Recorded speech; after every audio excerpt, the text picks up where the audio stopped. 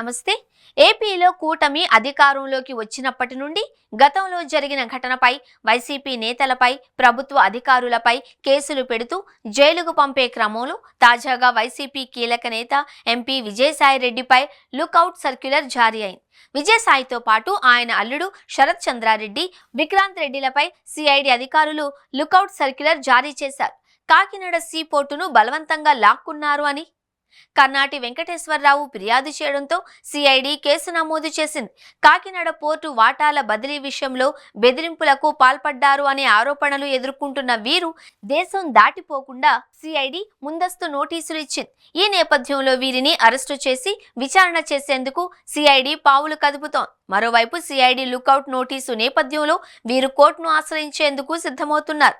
కాగా గతంలో జనసేన అధినేత డిప్యూటీ సీఎం పవన్ కళ్యాణ్ కాకినాడలో మాట్లాడుతూ చంద్రబాబు కర్నాటి వెంకటేశ్వరరావుకు ఏ విధంగా కాకినాడ పోర్టును కట్టబెట్టాడనే దానిపై పెద్ద ఎత్తున విమర్శించిన వీడియో ఇప్పుడు వైరల్ అవుతుంది.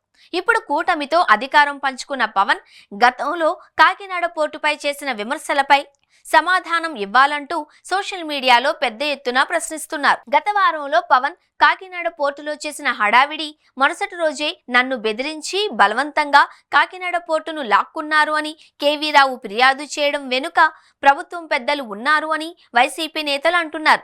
ఎన్నికల ముందు గెలిచిన తరువాత కూడా రెడ్ బుక్ పార్ట్ 1, పార్ట్ 2 అంటూ మంత్రి నారా లోకేష్ వైసీపీ నేతలను, అధికారులను బెదిరిస్తున్న విషయం తెలిసిందే.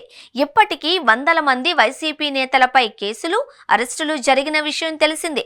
కేవీ రావు కేసులో విజయసాయిరెడ్డిని ప్రభుత్వం ఏ విధంగా ముందుకు తీసుకువెళ్తుందో చూడాలి.